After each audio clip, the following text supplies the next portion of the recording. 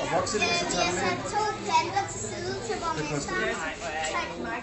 Det, der er rigtig fint ved det her projekt, især for jer, det er, at det her viser jer, hvor grøntsagerne kommer fra. Altså, at man ikke køber æbler, at æblerne ikke vokser i Netto, eller tomaterne er fra Irma, men at der er jord på grøntsagerne, og I får en fornemmelse af, hvad er det egentlig, hvor det vores mad egentlig kommer fra. Og så ved jeg jo også, at I er rigtig gode til at lave mad på den her skole, og spise sundt. Så det her, det harmonerer jo. Jeg har taget en lille gave med til jer. Det her, det er en stikkelsbærbus, hvor der kommer røde stikkelsbær. Og marmeladen smager jo helt fantastisk. Så jeg glæder mig til at høre, om I har fået stikkelsbær.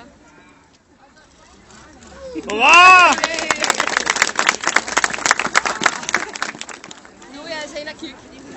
Værsgo. Ja,